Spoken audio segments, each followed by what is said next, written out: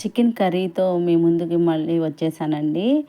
అందుకోసం నేను ఒక హాఫ్ కేజీ చికెన్ తీసుకుని కొంచెం ఉప్పేసి ఒక 20 మినిట్స్ ఉంచాను.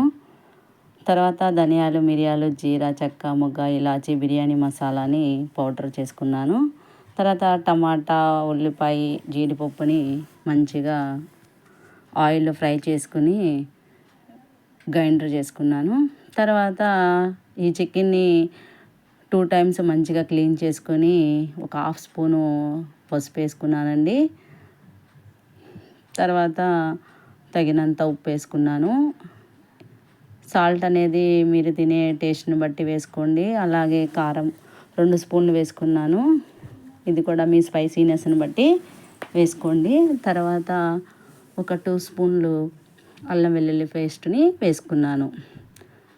ఆయిల్ కూడా కొంచెం వేసుకున్నానండి. ఆ క్లిప్ మిస్ అయిపోయింది. ఇలా మొత్తం వేసుకొని మంచిగా చికెన్కి ఈ మసాలా అంతా పట్టేలాగా కలుపుకోవాలి. ఇలా మంచిగా కలిపేసేసుకుని ఒక 20 మినిట్స్ పక్కన పెట్టేసుకుందామండి. మంచిగా చికెన్ మ్యాగ్నేట్ అయిపోయి ఉంటుంది.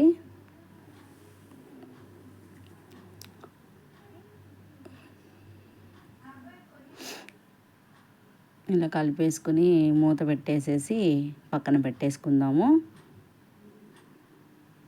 తర్వాత స్టవ్ వెలిగించుకుని పొయ్యి మీద గిన్నె పెట్టేసుకున్నానండి. పెట్టుకుని తగినంత ఆయిల్ పోసుకున్నాను. తర్వాత బిర్యానీ ఆకు, సాజీరా, 2 పచ్చిమిరకాయలు, కొంచెం అల్లం వెల్లుల్లి పేస్ట్ కూడా వేసుకున్నాను. తర్వాత మనం టమాటా, జీడిపప్పు, ఆనియన్ ఆయిల్లో ఫ్రై చేసుకుని పేస్ట్ చేసుకున్నాం కదండి.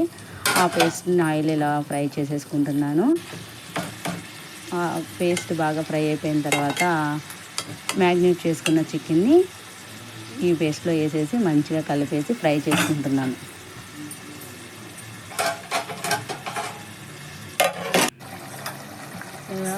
ఇలా చికెన్లో నుంచి మంచిగా వాటర్ రిలీజ్ అవుతూ ఉందండి.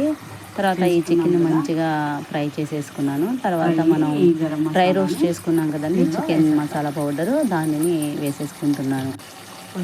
తర్వాత అలాగే కొత్తిమీర, పుదీనాని కూడా వేసేసుకోవాలి. ఇలా వేసుకోవటం వల్ల ఈ మసాలా పౌడరు, పుదీనా స్మెల్ చికెన్కి మంచిగా పట్టిద్దండి. అలా 10 మినిట్స్ ఉడికిన తర్వాత ఒక గ్లాస్ వాటర్ పోసానండి చికెన్ మంచిగా ఉడకటానికి. ఈ టైంలోనే మనం కొంచెం ఉప్పు కారం సరిపోయిందో లేదో చూసుకుని వేసుకోవాలి. నేను కూడా కొంచెం ఉప్పు కారం వేసుకున్నానండి. ఆ క్లిప్ మిస్ అయ్యింది. తర్వాత ఒక 1/2 స్పూను ధనియాల పొడి, జీరా పౌడర్ వేసేసుకుని కొత్తిమీరతో గార్నిష్ చేసేసుకున్నాను. ఈ వీడియో కనుక మీకు నచ్చినట్టయితే లైక్ చేయండి, షేర్ చేయండి, సబ్స్క్రైబ్ చేయండి. శ్రీ విద్య దోవారి ఛానల్. ఓకేనా? బాయ్. Happy Sunday.